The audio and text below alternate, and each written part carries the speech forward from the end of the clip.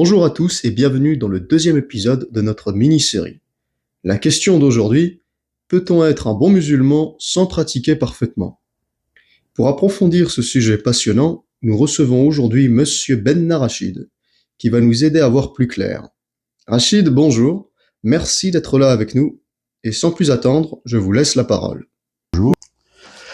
Il y a un hadith rapporté par Sidna Omar radiallahu anhu قال بينما نحن nous étions avec le prophète sallallahu alayhi wa sallam, il y a une personne étrangère qui est rentrée et personne ne le connaissait parmi les compagnons.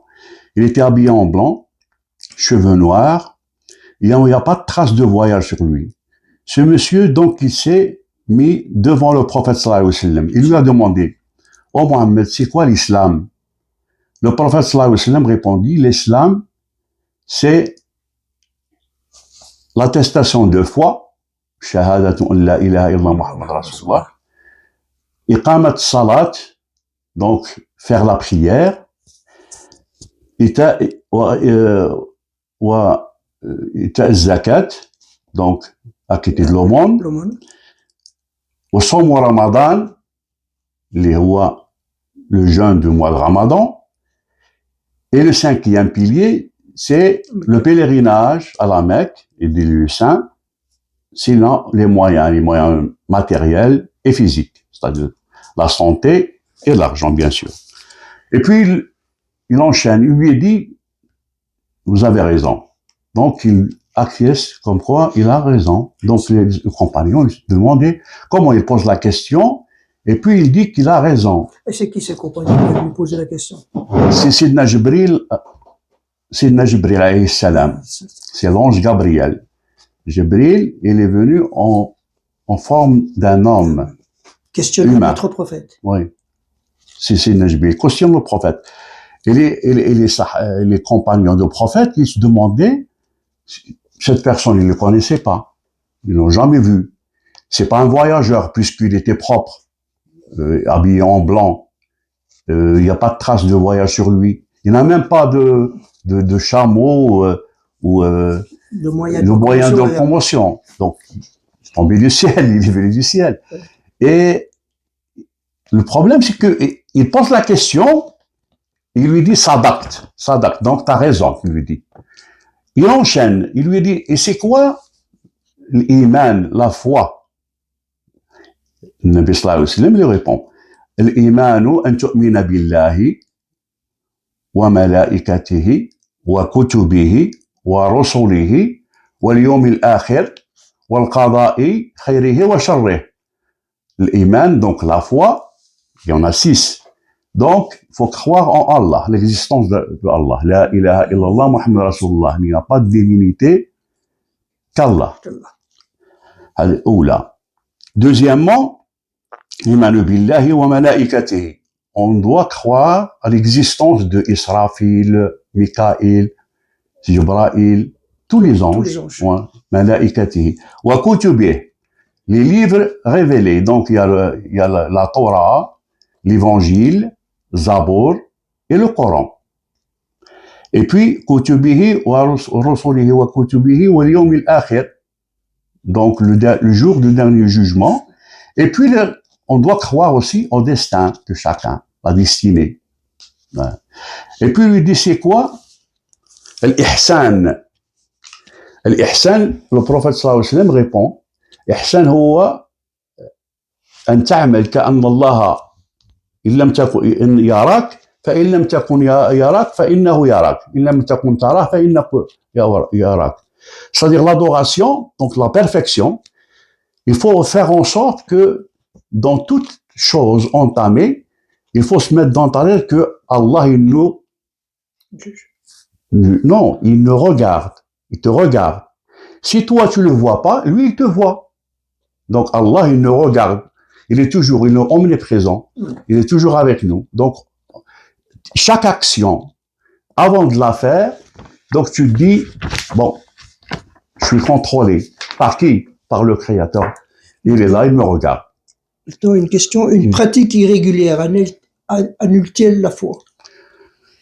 Non, on pratique tout le monde. Il y en a qui font la prière, mais il ne faut pas le ramadan, il y en a qui font. Ouais. Est-ce que... Oui, ça c'est un croyant qui n'est pas assidu. Voilà. Mais ça n'annule pas sa foi.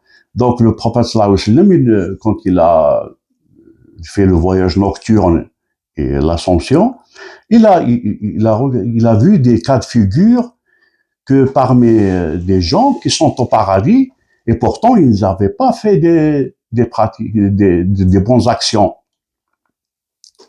Il y a un cas où il est arrivé avec un livre, c'est-à-dire le kitab. فأما من أوتي كتابه بيمينه فسوف يحاسب حسابا يسيرا وأما من أوتي كتابه وراء ظهره فسوف يدعو ثبورا ويصلى سعيرا.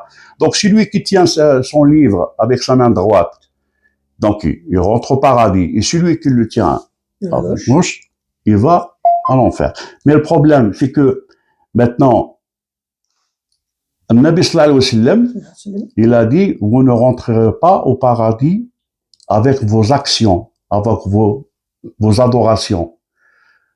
Si vous rentrez avec la clémence et la miséricorde d'Allah. برحمته. قالوا له ولا أنت يا رسول الله قال لهم ولا أنا. Donc le paradis, c'est pas parce que on fait de la prière, ça c'est une obligation, il faut faire la prière, il faut faire le jeûne de Ramadan, il faut faire le zakat, il faut faire le hajj si on a les moyens. Mais ça veut pas dire que si on fait tout ça, on va au paradis. Pourquoi je dis ça? Parce que il y a un compagnon, et c'est un hadith que le prophète sallallahu alayhi wa sallam, il a demandé aux Sahaba, est-ce que vous connaissez le muflis? هل تعلمون من هو المفلس? Le muflis, l'arabe littéraire, c'est quelqu'un qui n'a ni dinar ni dirham, c'est-à-dire un failliteur, il n'a pas d'argent. Le prophète sallallahu alayhi wa sallam dit non. Le muflis, c'est un homme qui vient le jour du dernier jugement avec des tonnes et des tonnes de bonnes actions. Mais malheureusement, il a commis il a pris les biens des gens, il a fait des crimes, mais il faisait ses prières, le ramadan, dont les 5 piliers, donc il les pratiquait convenablement. Mais ce qu'il y a, son comportement, il était pas exemplaire. Comment aider quelqu'un qui se sent découragé? Bismillah ar-Rahman ar-Rahim. Oui. Il y a le hadith nabawi قال رسول الله صلى الله عليه وسلم قال يسروا ولا تعسروا وبشروا ولا تنفروا. Donc il faut faciliter les choses et non pas les compliquer. Et prononcer la bonne parole et ne pas faire fuir les gens. C'est-à-dire, si on voit quelqu'un qui fait un péché, donc il faut pas le brutaliser, il faut lui donner conseil. Premièrement, pas devant les gens, hein. Il faut lui montrer. Il faut pas l'humilier, quoi. Faut pas l'humilier, bien sûr, pas devant les gens. Nasiha, c'est pas porter conseil à quelqu'un ou bien lui montrer, c'est toujours en intimité, entre toi et lui. Parce que les gens, ils se sentent frustrés si tu le dis devant les gens. Donc, et yassiru, c'est-à-dire faut faciliter les choses, non pas les compliquer. Donc, faciliter les choses et prononcer de la bonne parole. Ça, c'est parmi voilà. Ben, je vous remercie beaucoup pour ce message. Merci, à bientôt. Un grand merci à vous.